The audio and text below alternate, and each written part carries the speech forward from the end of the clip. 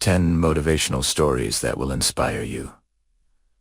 We've all seen the highlight reels, the triumphant moments of victory, the polished success stories, the perfect journey to the top. But what if I told you that this narrative is a lie? That the path to true greatness isn't a straight line, but a treacherous, winding road paved with devastating setbacks, heartbreaking failures, and profound adversity. The truth is, enduring success isn't about avoiding failure, it's about mastering it. In this video, we're going to look at 10 of the most iconic figures in history, but we won't just tell you their stories of triumph. We'll strategically deconstruct their darkest moments, the times they faced poverty, abuse, rejection, and even imprisonment, and reveal how they transformed those very struggles into the fuel for their monumental achievements. From the quiet perseverance of a writer living on welfare to the unbreakable resolve of a man imprisoned for his beliefs. These aren't just motivational stories. They are blueprints for how to turn your biggest setbacks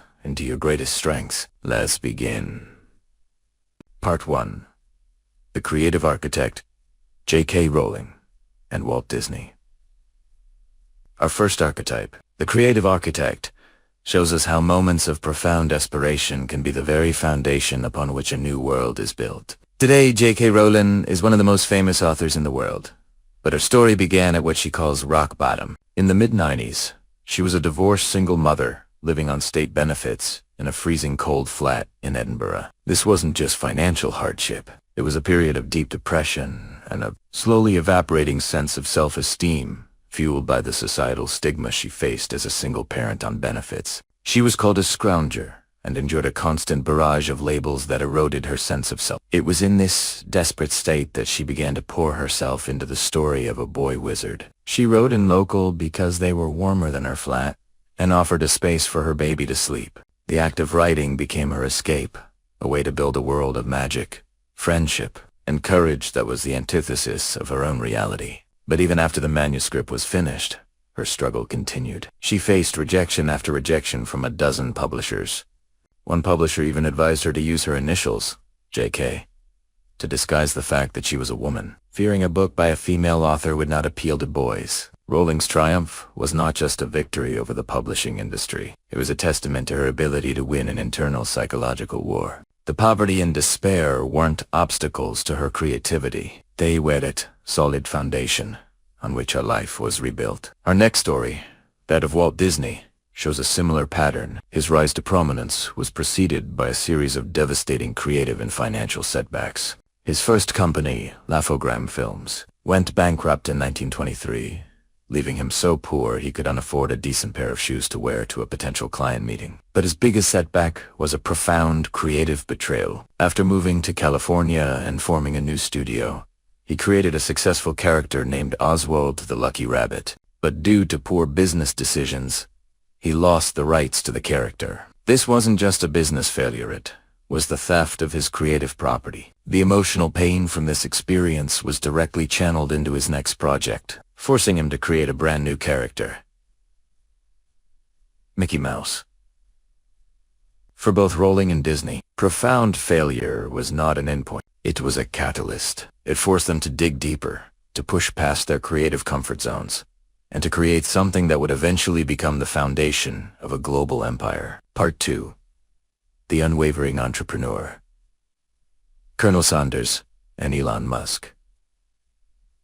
The path of the entrepreneur is often romanticized, but the stories of our next two figures show a much more complicated reality. One built on a lifetime of resilience and, in some cases, a separation of financial success from operational competence. Colonel Sanders' early life was a chaotic journey of professional instability and repeated failure. He dropped out of school in the 7th grade and bounced between dozens of short-lived jobs. From a railroad worker and insurance salesman to a ferry boat operator and even a lawyer, a career that ended abruptly after a courtroom brawl. He was 40 years old when he finally began selling his famous fried chicken from a gas station in Corbin, Kentucky. But his greatest success didn't come until much later in life. He didn't earn his first $1 million until the age of 65. His triumph wasn't a sudden burst of genius. It was the reward for a lifetime of not giving up, a continuous process of finding new work and new purpose despite repeated setbacks. Colonel Sanders' story redefines resilience not as a single dramatic event,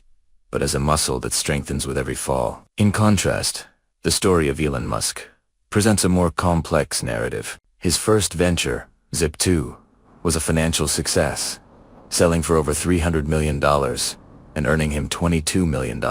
But behind the scenes, a contradictory story emerges. Musk was a poor manager who was forced to step down as CEO to allow a more experienced person to take his place. His next venture, XCOM, which would eventually become PayPal, was described as a mess with glaring issues and security flaws.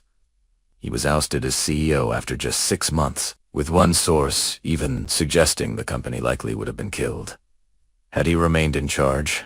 Despite these operational failures, Musk retained his shares and profited immensely when PayPal was sold to eBay, making a staggering $180 million. This reveals a paradox.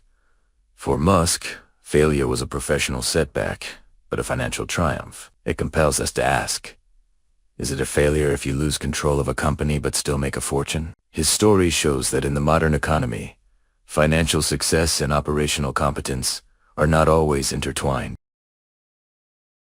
Part 3. The enduring iconoclast, Nelson Mandela, Malala Yousafzai. For our next archetype, adversity was not just a hurdle. It was a force that defined their mission and elevated their cause to a global stage. Nelson Mandela's 27 years of imprisonment, with 18 of those years on the brutal Robben Island, was designed to break him. He was confined to a 2-by-2-meter cell with a bucket for a toilet and was limited to one visitor a year for 30 minutes. But rather than succumbing to despair, Mandela transformed his confinement into a crucible of intellectual and political growth. He used the time to study Afrikaans, the language of his oppressors, to better understand them and eventually earn their respect. He described his imprisonment not as a void, but as a tremendous education in the need for patience and perseverance. His ultimate victory was not simply his release. It was his ability to lead a peaceful transition from apartheid to a multiracial democracy. Mandela's story redefines what constitutes action. His decades of inactivity were, in fact, a profound form of dignified resistance. His resilience was the muscle that allowed him to rise up and lead a peaceful political victory where many would have expected a war. Malala Yousafzai's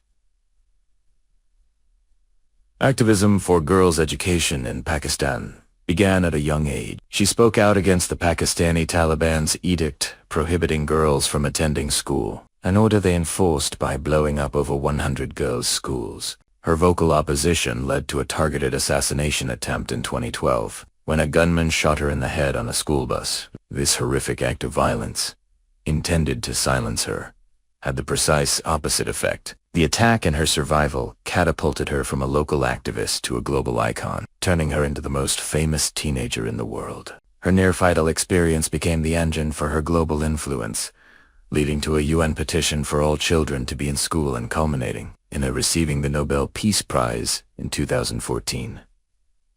Malala's story is a tragic but powerful illustration of how a profound personal setback can be used to achieve a monumental public outcome. The violent attempt to end her voice ultimately became the force that amplified it to an unprecedented degree. Part 4.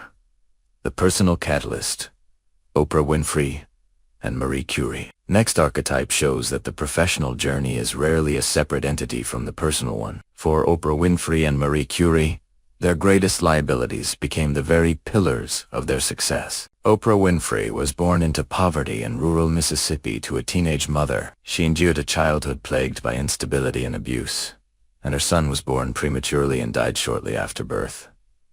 When she was a teenager, these experiences were the foundation for a profound capacity for empathy. As a young news anchor, she was fired for getting too emotionally invested in her stories. The very trait that made her a poor fit for objective journalism became the defining asset of her career. The professional setback of being fired was the direct catalyst for her iconic talk show, which was built on the premise of emotional connection and personal storytelling. Oprah's story is a masterclass in professionalizing personal experience, turning a childhood of trauma and a professional rejection into the core assets of a billion-dollar media empire. Marie Curie faced a different kind of adversity, one rooted in systemic, institutional prejudice. In the late 1800s, Polish universities did not allow female students. She had to save money by tutoring and eventually moved to Paris to enroll at the Sorbonne. Even after her groundbreaking work began, the sexism of the era was a constant barrier. Women's contributions were often dismissed as frivolous or emotional.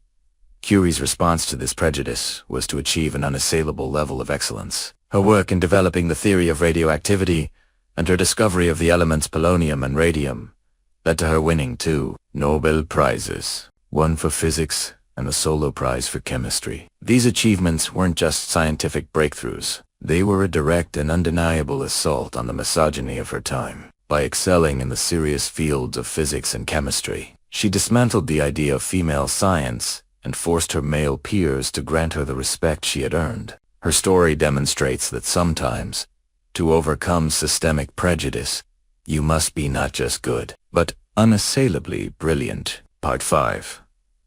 The grinding innovator, Michael Jordan and Thomas Edison. Our final archetype reveals that innovation and mastery are rarely the result of singular brilliance, but a relentless engagement with failure. The foundation of Michael Jordan's iconic legacy is a moment of perceived failure. Being cut from his high school basketball team as a sophomore, because he was deemed too short. This setback became a powerful source of motivation. Jordan's philosophical approach to adversity is best captured in his famous quote, "I've missed more than 9,000 shots in my career. I've lost almost 300 games. 26 times I've been trusted to take the game-winning shot and missed. I've failed over and over and over again in my life, and that is why I succeed." This isn't just a quote, it's a strategic reframe of failure. Jordan normalizes setbacks, presenting them as a repetitive and essential part of the process. His success is not defined by the winning shots he made, but by his willingness to take the next shot, despite all the ones he missed. For Jordan, failure was a quantifiable data point, a prerequisite for mastery. Thomas Edison's story presents a similar philosophical approach to innovation. He was called too stupid to learn anything by his teachers and fired from his first 2 jobs for being non-productive. His most famous achievement, the commercially viable light bulb, was the result of a systematic engagement with failure. While popular lore suggests he failed 10,000 times, a more nuanced account cites 2,774 attempts to arrive at the commercially successful bamboo filament. But the number is less important than his mindset. As he famously said about his work on the storage battery, "I have not failed 10,000 times. I have just found 10,000 ways that won't work." For Edison, each failed experiment was not a setback, but a data point, a learning opportunity that brought him one step closer to the solution. Failure was not the opposite of success. It was a fundamental, integrated component of the process of discovery itself. The collective experiences of these 10 figures reveal a new model of success. It's a model that is not about avoiding failure, but about harnessing its transformative power. These stories teach us that rock bottom can be a solid foundation. The moments of profound crises in the lives of Rowling, Oprah, and Disney weren't dead ends. They were moments of absolute clarity that defined the rest of their lives. Adversity is not just a hurdle, it's a strategic asset. Mandela, Malala, and Oprah didn't just endure their struggles. They actively converted their greatest obstacle, imprisonment, to being fired into the very source of their power and influence. Success is less about the outcome and more about a cognitive reframe of the process. Edison and Jordan teach us that the path to mastery is paved with countless setbacks, and that by changing our language from failure to data point or repetition, we can remove the emotional barrier to perseverance. Ultimately, the most critical lesson is that resilience isn't an inherent trait, it's a skill, and these individuals didn't succeed in spite of their setbacks.